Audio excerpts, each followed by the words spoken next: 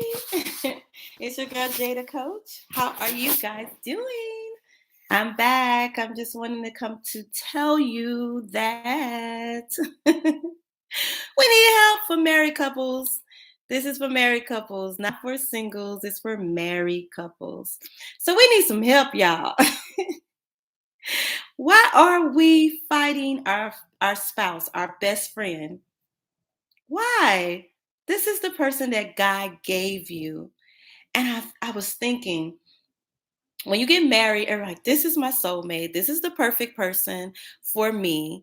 And everything should be perfect. I don't need nothing else. We're supposed to just get along all the time, 24/7, never irritate each other.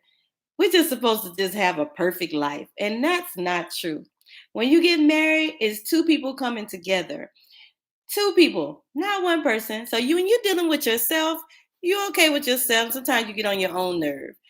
But when you're married, yeah, there's a lot of compromising. So I'm saying, why are we fighting? Why are you fighting your best friend? Oh, Lord, so many people are fighting their best friend. It's like,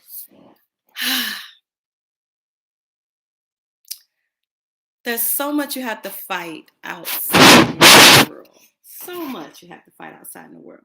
And then you come home and then you're fighting with your partner. And it could be little stuff, little spats here and there. But why? Why do we choose to fight our best friend? When I think about all the stuff that's going on in the world, people dying left and right.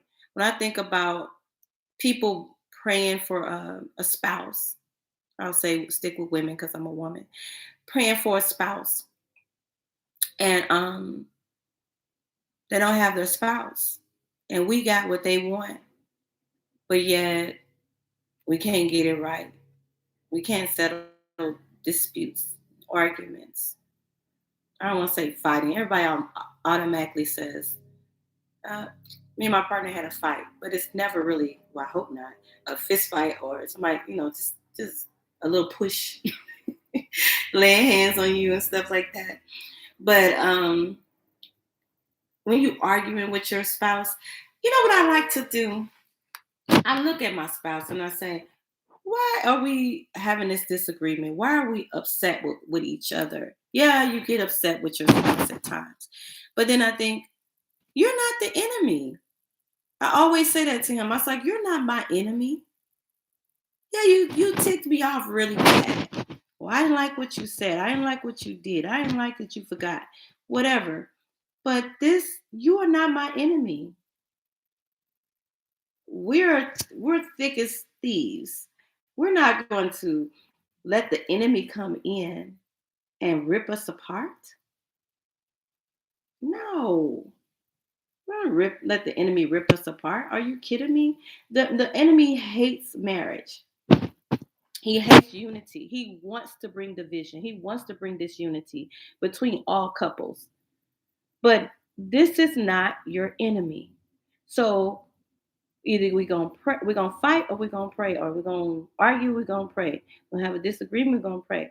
It's always good to talk about anything because then the rug will get lumpy and you keep, throwing stuff on the rug. We'll get back to it, we'll get back to it. I always say we need to talk about it right now. You can give somebody a little to breathe, but don't let days go by because then that person is dropping stuff, throwing stuff. You see them movies, they're like slamming stuff. Like you said we're gonna talk about it, but it's been 2 or 3 days and we have not talked about it. But when you having a disagreement with your spouse, talk about it in a loving manner as best as you can, or just wait till you calm down and don't be heated so that you can get your point across and so that it can be heard by your spouse. Then, if he's not listening to you or he's not getting it, you want to take it to prayer. You want to pray to God about your communication and an understanding, that He will bring understanding and communication into your relationship because that's what you need. Sometimes we're saying something you like, you just don't get me, or you think the person don't get you, but they do. But it's just they respond in a different manner, they they're not acting the way that you want them to act. But there is something that we all can do, and that's prayer. It's always in order. And also, when you pray, then it requires us to do the work. We have to show love. So some days you may not feel like showing love. You might be like, I'm feeling you right now. But you may not feel like showing love, but it's always necessary to do it in love. Have the conversation in love. I think one of the ways to help is, touching the person. Like, look, I'm really upset about that. I'm really freaking out about this. Oh, if your husband's not good with finances, um, I'm trying to think. Um, if you got to pick the kids up, um, he didn't call you, see how your day was. I don't know. Anything. It could be anything. Whatever it is that will make you upset. It could be a whole bunch of scenarios. That's just the three. So what I'm saying is you want to listen to why he's upset too. You don't want him to just listen to you. You want to listen to him. What did I do to piss you off? Get an understanding from him. God said in the Bible, and all thy getting, get an understanding. So we need an understanding of each other. When we don't understand each other, there's a bunch of confusion. And confusion will grow and manifest, and it can be great. So, in a bad way. So, we definitely want to know who we are and what we're trying to say. And if we want it to be heard, we need to talk as calm as we can get, or wait till we can get calm.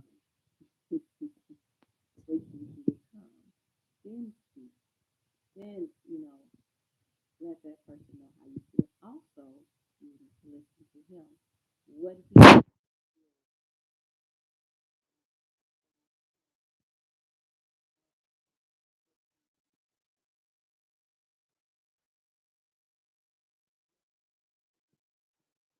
better if you do it this way or that way. So this marriage thing is about communication. It's about joining with your best friend. If you're not your best friend, find a way to make them your best friend fast. Because this is your team Johnson, team Williams, team Jackson. Your team everything. And when you are not together, how can two walk together except they agree? If you're not in agreement, then it's hard to walk. Somebody gonna be staggering. Somebody gonna fall. Somebody gonna get left behind. You have to walk together basically. So in order to do that, it's strong communication is needed, and you have to develop a prayer life. If you've never prayed before, it's time to start praying right now. You can't expect your pastor to be available to pray for you. To hey, pray for me. Some pastors have a small church, they'll pray for you. That's not they'll get back with you the same day or within 24 hours.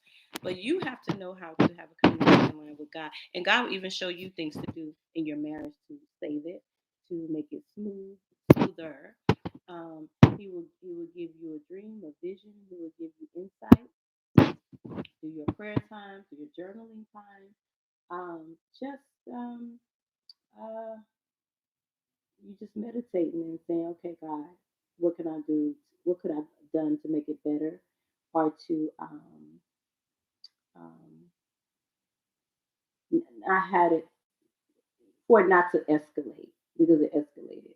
How do I de-escalate the situation in a better way? Show me the way, God. He will show you how to handle your partner, how to love your partner. It just comes with work. When they say marriage is work, it's work. It's not all about hanging from the chandeliers. You have to get to know your partner. When is the best time to approach him? When is the best time to stay away from him? What he like and what he doesn't like, and they need to learn you as well, vice versa. So, should we argue with our spouse? No, but do it happen? Yes. But how can we bring it down? We can touch them and say, "Hey, I'm really hurt by this. Um, I feel rejected. I feel neglected. I feel like you don't care. And I know that's not true. That's the thing. We say things all the time. You know it's not true. It's the furthest thing from the truth. You just say it. And because you're like, that's how you're feeling in that moment. But you know that person loves you. We just have to have a better way of communicating. So we need to bring it down when we do. Before we start blaming each other, throwing accusations, say, I know where this can go because you're just coming from work. I don't need to do it right now. Or just say, hey, can I talk to you? Something that's bothering me. And I'll be more received than, you didn't do this. And we go, you better. And you're like, oh, nagging, I'm going for a ride. You don't want them. You got to take the trash out. Well, you can tell them about it, but just don't nag. Whatever you do, don't nag. So have fun in a relationship. You can have fun and make fun of each other. Me and my husband do it. I think that's one of the best. If you don't have laughter, man, you're missing out. You gotta laugh with your friend. That's my best friend. I'm marrying my best friend. And we love to laugh. We love to be goofy. We love to make fun of each other. We make mistakes, everything. He get pissed off, like I get ticked off or whatever. and then to have a nice word to say about it. It's like everybody goes through their stuff. But isn't it better to have someone to go through it with? Can you imagine just doing life by yourself until you die? No, it's no fun. I'd rather have him getting on my nerve and me getting on his nerve than to be by myself. I love him. And it's like you will have that in that person if you find a different way of communicating and letting them know how you feel. And vice versa. So basically, let's not just argue and fight with our best friend. Let's find a way to speak their language. Learn their love language. And then we can get better at communicating with our spouse. So let's start develop our prayer life or go in deeper than the surface prayer so that God can give you strategy for your marriage. So that's my tidbit. I am Jada Coach. If you